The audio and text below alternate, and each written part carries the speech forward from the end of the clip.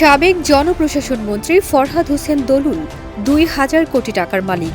এর সবটাই দুর্নীতিপ্রসূত। কানাডা সহ দেশে বিদেশে তার অঢেল সম্পদ। তার স্ত্রী মোনালিসা ইসলাম অনলাইন জুয়ার নিয়ন্ত্রক ছিলেন। ক্যাসিনো সম্রাজ্ঞী হিসেবে তিনি পরিচিত। ওয়ালটনের পণ্য কিনে জিতে নিতে পারেন নগদ ২০ লক্ষ টাকা। Double million offer! Walton fridge কিনে পেতে পারেন ২০ লক্ষ টাকা। রয়েছে কোটি কোটি টাকার নিশ্চিত উপহার। ৫ আগস্ট পরবর্তী সময়ে মেহেরপুর ১ আসনের সাবেক এমপি এবং মন্ত্রী ফরহাদ হোসেনের বিরুদ্ধে মেহেরপুরে ২টি হত্যা মামলা হয়েছে। সরকারি ত্রাণের কোটি টাকার মালামাল আত্মসাতের অভিযোগে তার বিরুদ্ধে দুদকে মামলা হয়েছে। জানা গেছে, দলকে হাতের মুঠোয় রেখে মন্ত্রী ফরহাদ মেহেরপুর সহ সারা দেশের টেন্ডার, নিয়োগ বদলি ও অনলাইন জুয়ার মাধ্যমে হাজার কোটি টাকা ও সম্পদের পাহাড় গড়েছেন।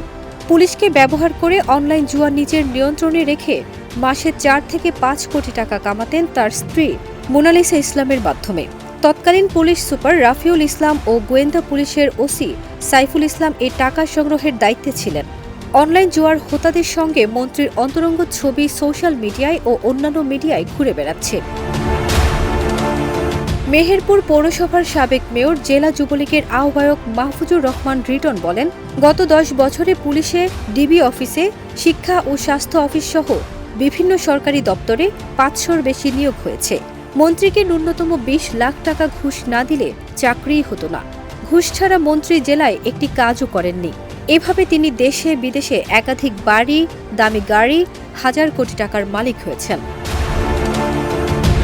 সর্বশেষ জাতীয় সংসদ নির্বাচনের হলফনামা অনুযায়ী তার স্বর্ণ আগে ছিল ২০ ভরি, সর্বশেষ হয়েছে ৪৫০ ভরি। আয় ও সম্পদ সর্বশেষ ২ গুণ বেড়েছে। মন্ত্রী এখন ঢাকার কারাগারে এবং তার স্ত্রীসহ অন্য অভিযুক্তরা পলাতক থাকায় তাদের বক্তব্য পাওয়া সম্ভব হয়নি।